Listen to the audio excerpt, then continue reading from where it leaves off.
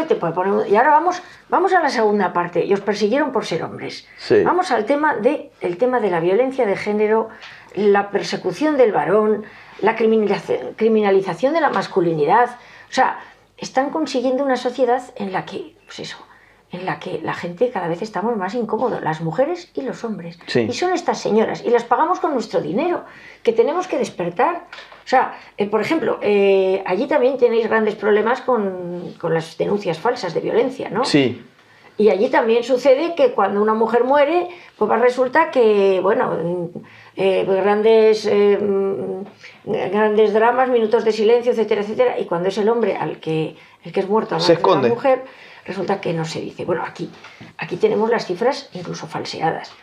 Antes, es decir, durante muchos años esto lo llevó el Ministerio del Interior y teníamos una media pues, de 40 hombres muertos, 50 mujeres muertas al año, es decir, podía ser como mucho un 60-40. Sí. Es decir, hay muchos hombres muertos a manos de sus parejas femeninas.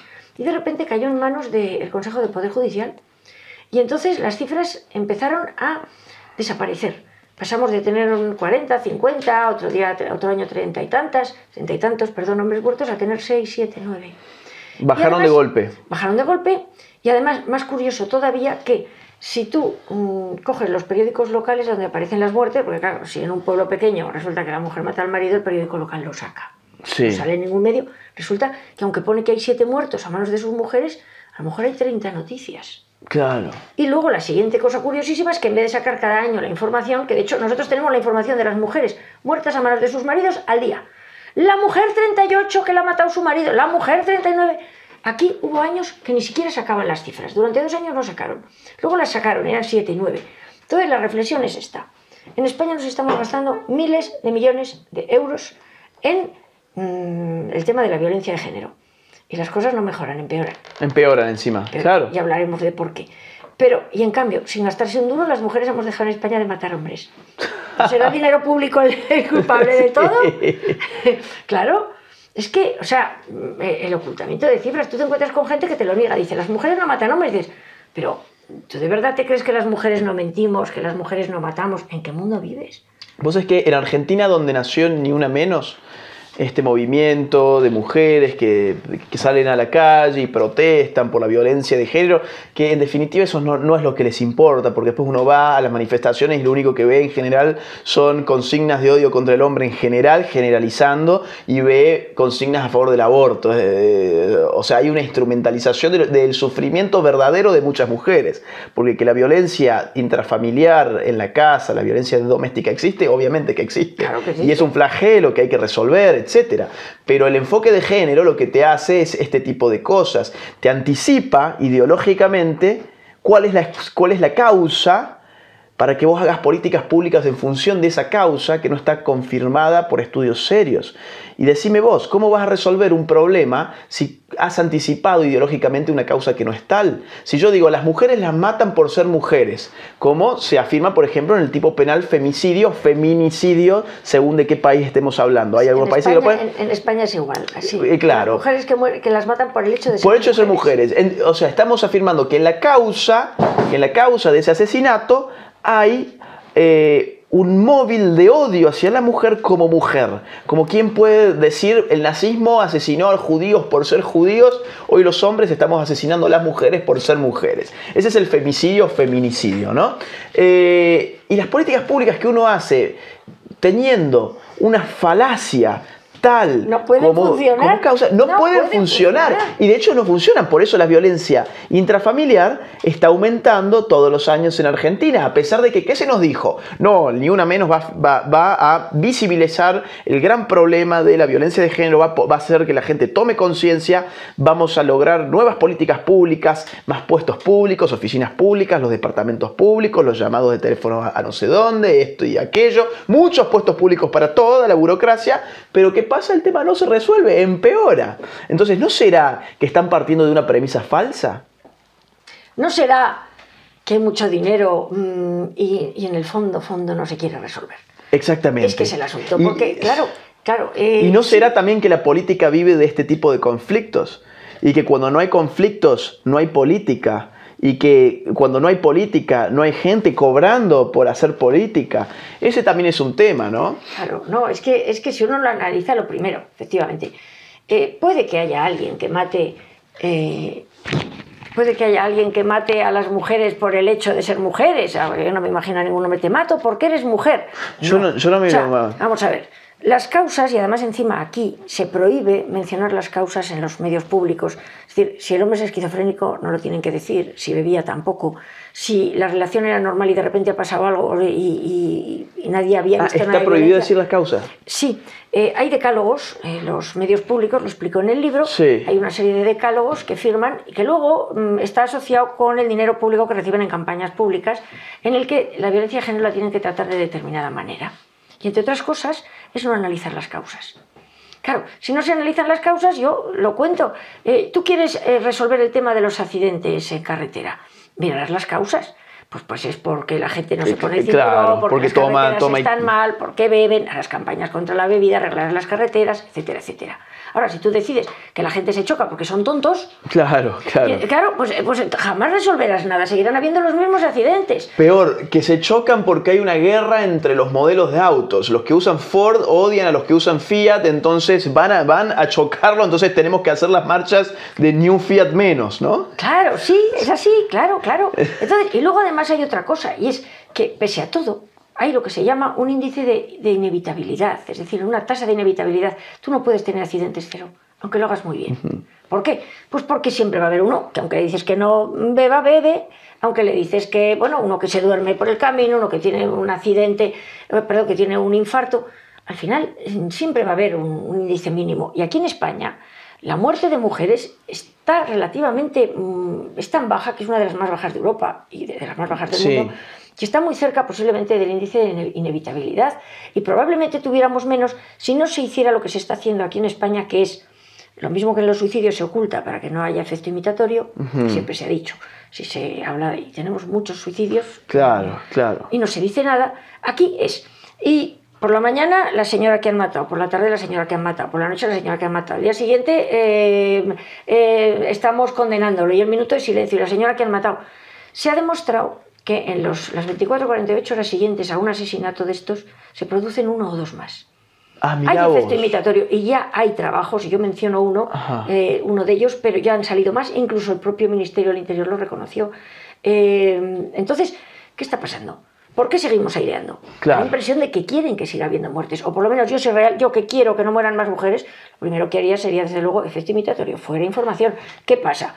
Que estamos trabajando con la alarma social. Claro. ¿Para qué? Para justificar fondos, que aquí en España ahora se ha firmado un pacto, que se van a dar 1.000 millones de euros contra la violencia de género, aparte de los millones y millones que se dan de forma, digamos, indirecta, para resolver nada. ¿Por qué? Por lo que tú dices, porque no quieren, o no buscan, o no saben, o no quieren buscar las causas. Lo del efecto imitatorio es muy interesante, y el tema, si yo estuviese al frente de este tipo de políticas públicas, lo que diría es, por favor, hagamos estudios serios que crucen muchas variables para poder explicar esto. Podremos, por ejemplo, se me ocurre ahora la drogadicción. Esto es, cómo afectan el consumo de drogas en los casos donde tenemos hombres matando o golpeando a mujeres. Metamos el tema del alcohol, la variable del alcohol, metamos ciertas patologías psiquiátricas, metamos cuestiones que hagan a la dinámica intrafamiliar. O sea, hay muchas variables que se dejan todas de fuera. Metamos en el caso de España, que durante muchos años un tercio de las muertes, que nosotros estamos en una media de 60, que es una media, o sea, 60 muertes al año es un 2 por millón, es una cosa muy pequeña. Sí. O sea, bueno, pues un tercio eran entre personas inmigrantes. Ajá, claro, y vienen pautas culturales. Y entonces yo me acuerdo en el último congreso del Observatorio contra la Violencia de Género, la presidenta, muy orgullosa ella, decía, y por mucho que dicen que el tema de inmigración está muy relacionado y que hay muchos casos porcentualmente en inmigración, este año solo han sido el 20%.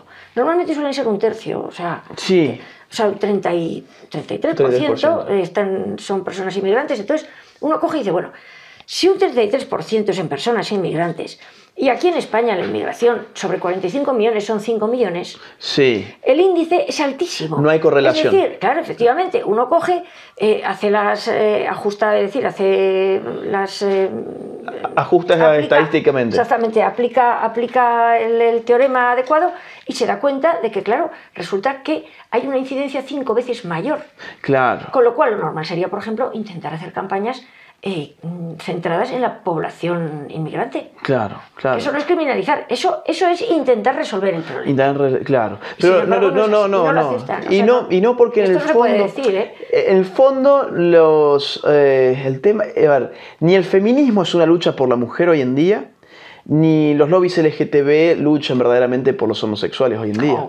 Luchan por causas políticas, por puestos de privilegio, por el dinero que dinamiza sus ONGs, por el estatus mediático que se les da, por la notoriedad política que generan. Es decir, hay muchos intereses y en el último uno ve cómo la bandera de la mujer o la bandera de los homosexuales es instrumentalizada, ¿no? O sea, digamos, esto es para los idiotas útiles. Lenin tenía este gran concepto del idiota útil para referenciar a todo aquel que en el occidente le era funcional, sin quererlo quizás, a las ideas digamos, de la Rusia soviética. Bueno, acá estamos llenos de tontos útiles, lamentablemente. Sí, lamentablemente sí. Es que, y sobre todo a mí me hace gracia pues eso, a todos los chavalillos estos escrachadores, que la única libertad que les dan no se dan cuenta de que es la libertad sexual y la única diversidad, la diversidad de género. Eso es una cosa paupérrima. Claro, porque están atacando, y luego cuando uno ataca digamos, en su propio entorno la libertad de expresión, va a acabar perdiendo la libertad de expresión, la libertad de pensamiento, es decir, el debate, están perdiendo todo. Por ejemplo, las universidades españolas son una pena, son los lugares más represivos que hay. Sí. No hay nada más que un debate, más que una ideología, y más que es decir, la prepotencia de una ideología, y no hay más. O sea que de universidad no tiene nada, solamente el nombre, porque universidad, siempre trato de remarcar esto, la universidad por su propio nombre nos aproxima a la idea de un espacio donde la universalidad de ideas tiene que ser puesta en cuestión.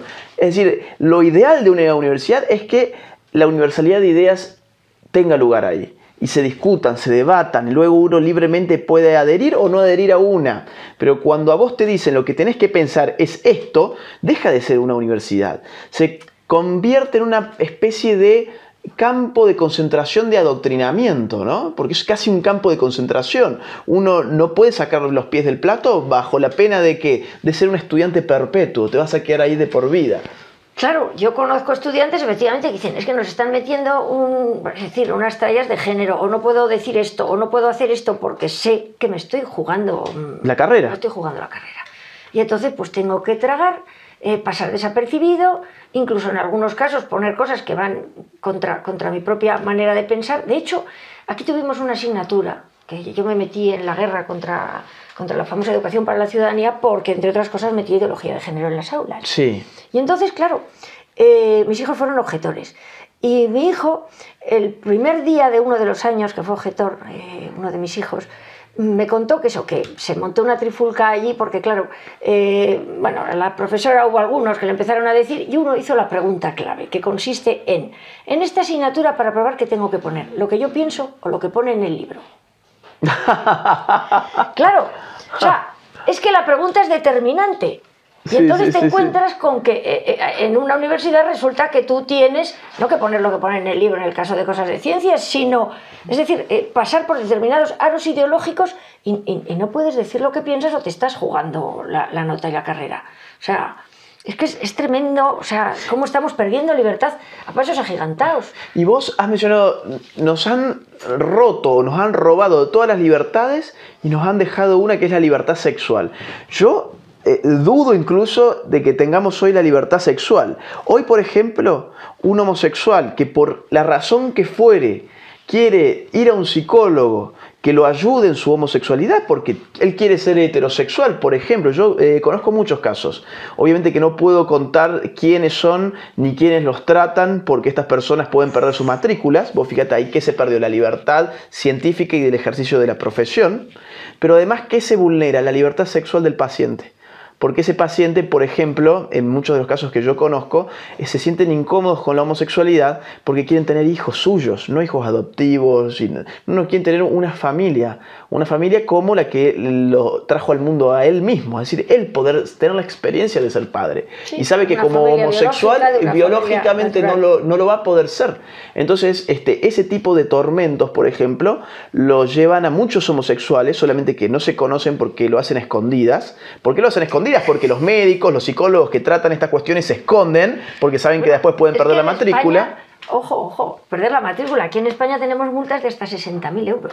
Bueno, yo vengo del ultraconservadurismo latinoamericano, donde solamente uno puede perder la matrícula y su consultorio. Acá tienen multas ya. Bueno, son unas multas tremendas. Estamos hablando de un dinero que si a alguien le ponen esa multa... Te funden. Lo funden, efectivamente. Entonces, estamos en un mundo donde uno puede escoger entre 120 géneros y a eso le han llamado libertad sexual, pero si un homosexual o quien sea tiene el deseo de vivir una vida heterosexual para poder tener una familia o por lo que sea, por lo que le dé la gana, no lo puede hacer. No lo puede hacer o lo tiene que hacer escondidas. O sea que incluso la libertad sexual está completamente reducida. Es tremendo, es tremendo. Y